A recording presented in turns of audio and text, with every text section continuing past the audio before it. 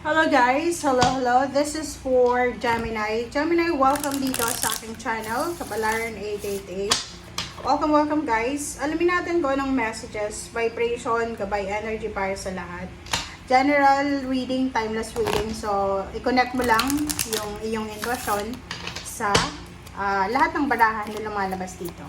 Okay, Gemini. Tingnan natin ano bang importanteng message na gustong ipahiwatig sa'yo ng ating baraha sa ngayon.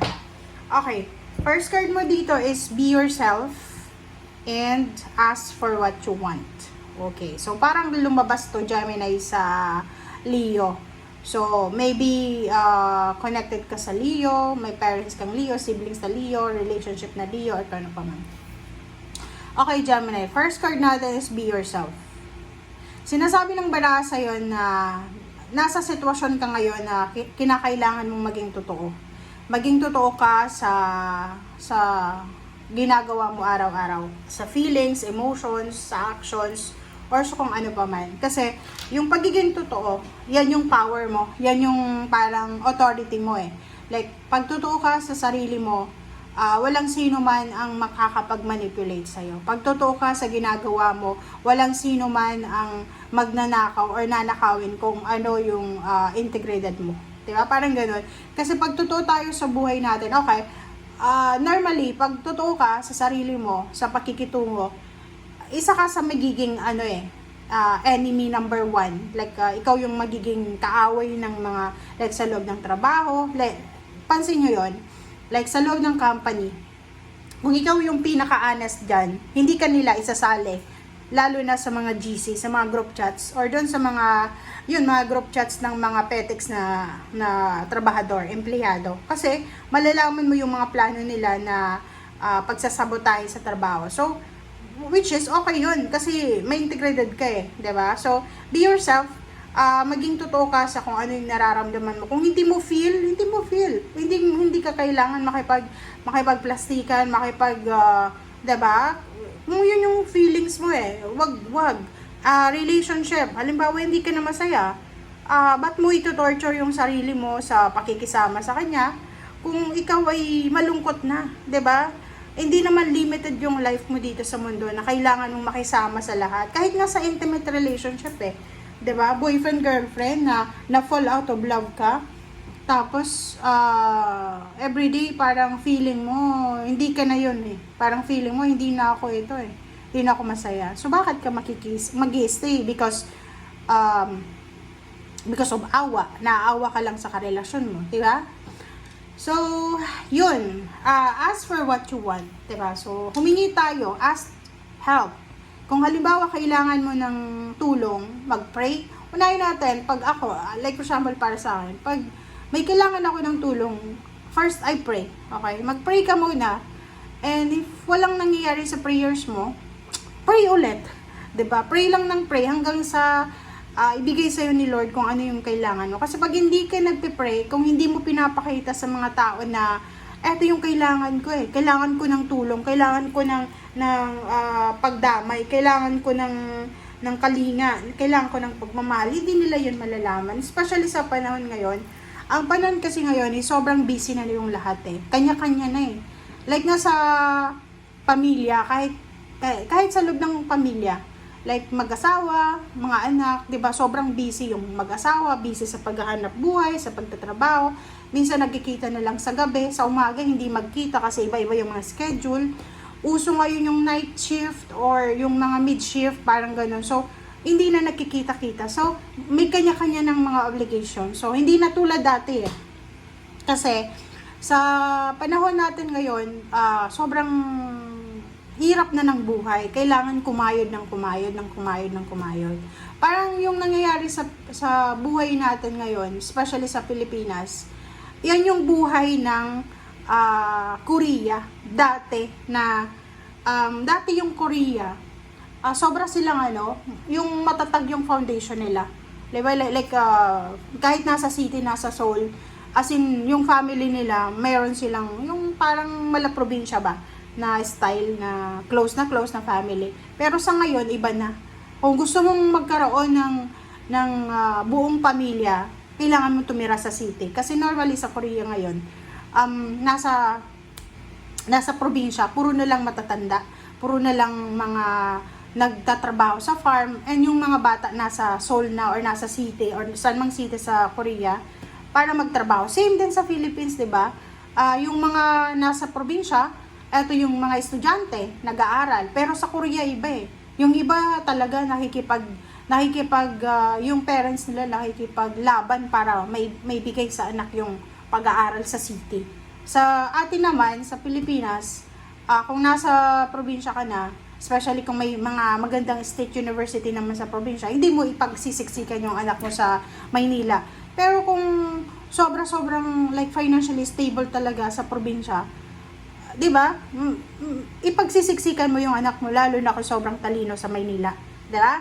Kaya nga sobrang congested na sa Manila or kaya maraming mga tawag dito, sobra na yung tao sa Manila. Kasi lahat ng tao sa probinsya na gustong makipagsapalaran sa city, nasa city na. And may rason yun. Kasi iba yung rate ng Manila, iba yung rate ng probinsya. Pero, balik tayo dito sa reading mo, na sinasabi ng Bara na hayaan natin ang universe, ang Panginoon na malaman kung ano yung kailangan natin. Okay? Okay.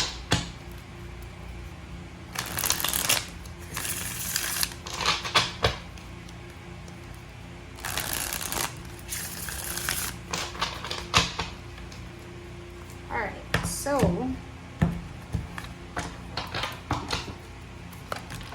okay, Aphrodite, the Lovers, Gemini, the Wheel of Fortune, Knight of Swords, Athena, Strength, Two of Swords, Nine of Swords. So, ilalim mo is Fool, Zero the Fool. Kunin ko to. Alright, so, Gemini, tingnan mo yung baraha mo. Ang pinaka center mo dito is Zero the Fool. Pag sinabi natin ang center natin is Zero the Fool, ang gusto nating mangyari sa buhay natin is makapagsimula tayo ng bago. Like parang bagong buhay. Maybe galing ka sa sitwasyon na sobrang hindi na maganda para sa system mo. And yung Zero the Fool, sinasabi ng baraha sa'yo na kailangan mong mag-take ng risk, kailangan mong maging positibo, kailangan mong maging decisive, kailangan mong maging assertive sa kung ano yung gusto mo. This is parang ano to sobrang boost, sobrang lakas loob. Okay? Relationship. Sinasabi ng baraha dito na if you're single na Gemini, single ka ha, babae or lalaki, isang naka-destiny na relationship na posibleng makuha mo, hindi sa Pilipinas, kundi sa ibang bansa. Like example, single ka, nasa below 30 years old ka, nasa Pilipinas ka, tapos may nagugustuhan ka. And itong nagugustuhan mo, possible na hindi siya yung mapapangasawa mo. Kasi yung nakatadhana sa'yo is nasa ibang bansa. Maybe, nag-aaral pa siya, or maybe, hindi mo pa siya nakikita, wala pa kayong connection. Okay? Nine of Swords in the Strength, sinasabi ng baraha sa'yo na if tayo ay like nasa sitwasyon ka na nahihirapan kang mag-decide, okay? Nahihirapan kang mag-decide, iwasan mo as a Gemini, iwasan mo yung sobrang aggressive sa desisyon.